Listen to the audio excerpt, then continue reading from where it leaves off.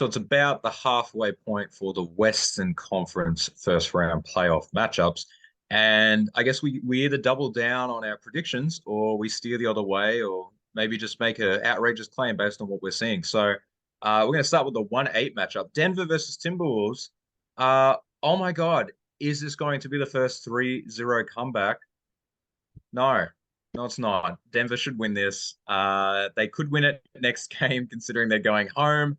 Maybe Ant Edwards has another phenomenal performance and they go to a game six, but no, Denver will be going through. We would probably be saying sweep right now if Jokic could have hit one more free throw. Anything to add? I I think um I think Denver has definitely shown that they're a class above the T-Wolves in this 1-8 matchup. It'd be shocking if somehow the T-Wolves forced a game six even in this situation. So yeah, look. However, I'm going to add here though that I don't think though the Nuggets look as you know as formidable as you know they might like to be. You alluded to this in the East with the Sixers, and perhaps they didn't sort of really dominate the Nets, which they were clearly a better team. And in this sense, the fact that they did let the T-Wolves grab this game, and they didn't put them away in a sweep, and look, I guess again, there's still probably question marks if the Nuggets can go all the way, but I think they will get out of this first round at least.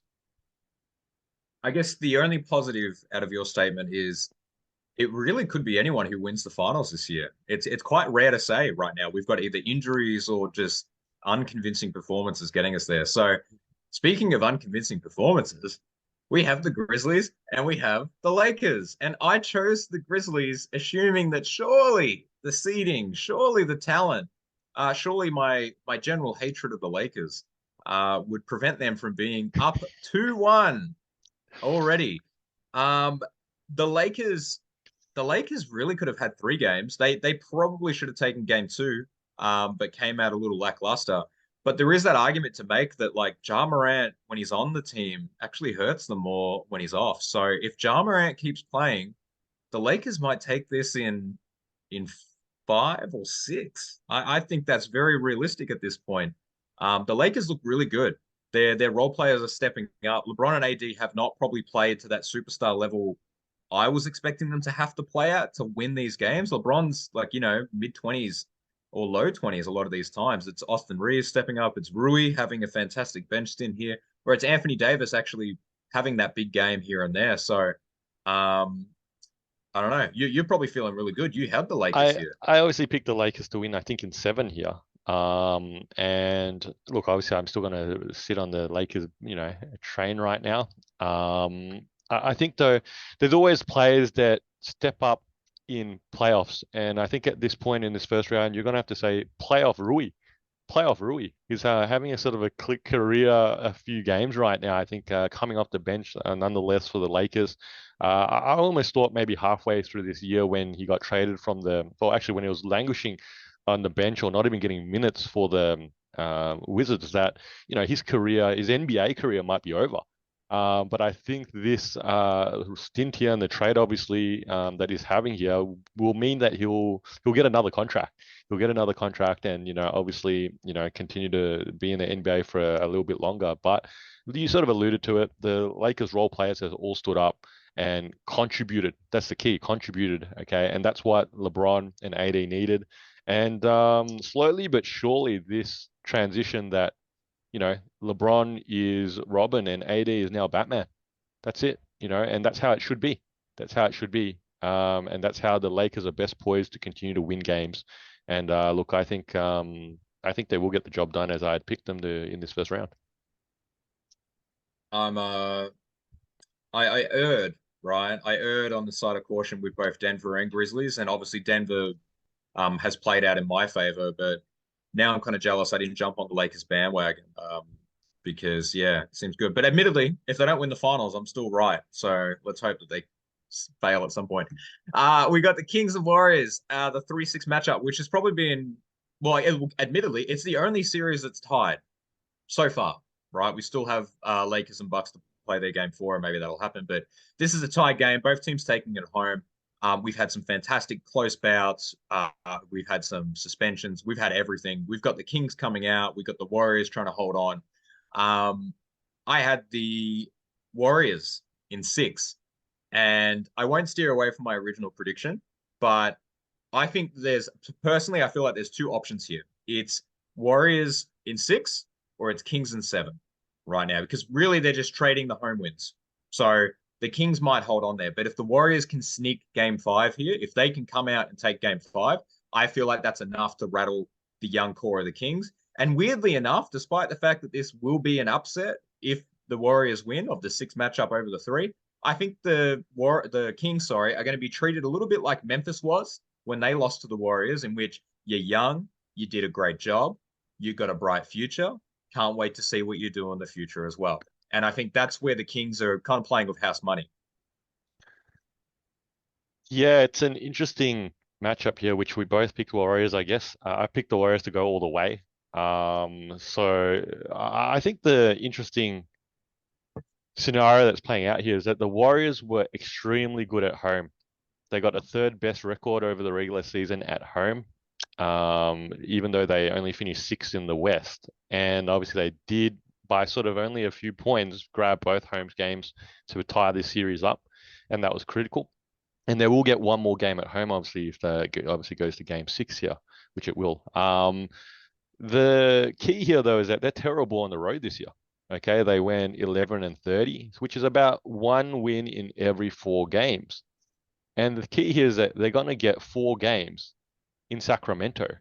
So they need that 1 win. I need that 1 win. And so, look, you sort of said Warriors in 6 or Kings in 7. I'm still riding the Warriors here. It's either Warriors in 6 or Warriors in 7, as far as I'm concerned. They got to get that 1 in 4 here, get 1 on the road. Well, they came within 1 shot in game 1, really, of getting that win. So it's not unlikely. I think that veteran experience, we talked in a previous take about how important is Draymond to this championship core. This may be the last year that they can have a legitimate run at it. And right now it's wide open, and the Kings could be easy pickings for them. So then we move on to the last one. The Suns Clippers. Currently, the Suns are up 3-1.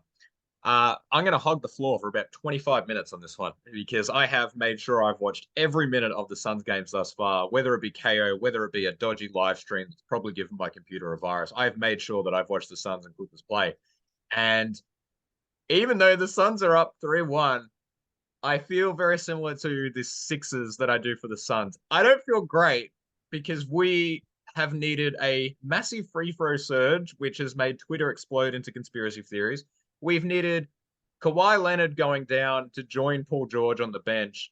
We let Norman Powell pop off for 40. We have played well, but we haven't put them away that makes me say we're totally taking down Denver or going to the finals. Now, perhaps this is just teething. Perhaps this is just, hey, Kevin Durant's really getting into double-digit games now with us, like maybe these games are just getting those regulations. He stands around a lot. I don't know about you, but like it's Booker doing ISO stuff, or it's Paul and Ayton running pick and roll, and you got Kevin Durant playing the Mikal Bridges role. He somehow still gets 25-30, but I don't love this offense. I don't love it. I'm a concerned Suns fan. I feel very erratic. I feel very up and down because we're winning and we're going to go through to the second round, probably in 5. That's my prediction in case it gets lost in this rant. But like we're going to go up against Denver, and irrelevant of how you feel about Denver, I don't know what we're going to do there, but we could win that series.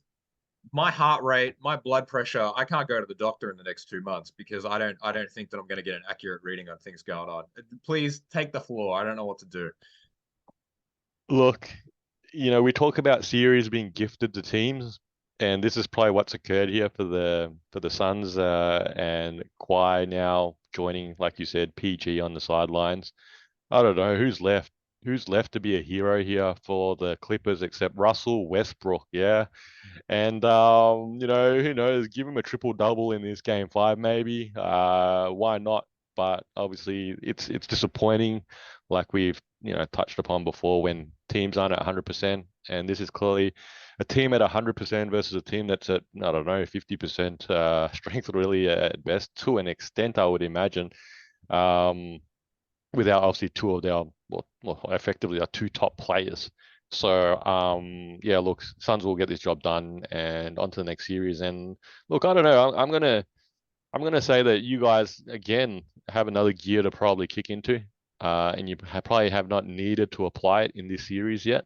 So I wouldn't be panicking too much yet, but hey, just relax a little bit, yeah, calm down and relax a little bit. One, if okay, so what I'll do just to get that energy both down and up. One thing that's happened a couple of times in this series, and it's probably just the teething thing. We have been down multiple times in this series. I believe 3 out of the 4 games we've been down by about 12 to 15 points, and we come back. We make games competitive. Now we're watching. Obviously, let's assume that they go through and versus Denver in the second round. We've watched Denver put Minnesota away, and then obviously they come back and then Minnesota can't really finish off. I do feel confident that the Suns can get down by 10 plus to Denver and then easily come back. And there's a lot of options that we have. Booker is clearly having a breakout superstar season. And if KD is going to turn into Booker's Robin and still have 30 points, I feel really good about that. Chris Paul clearly is having that juice flow through him where he's like, if I don't get a ring now, man, it's never going to happen. And Ayton has dominated Jokic in the past. There's positivity here. This bench issue that people keep talking about, it's the playoffs. No one cares, right? Our 4 starters are having 70, 80 points. We're doing perfectly fine. And Torrey Craig all of a sudden looks like Kyle Korver out there with all those threes. There are things to love about the Suns, and there are things to worry about the Suns. I'm very invested in this season.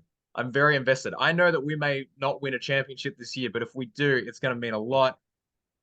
You need to stop the recording because I'm not going to say anything productive anymore at this point. It's just such an up and down time for the Suns. I don't know what to do.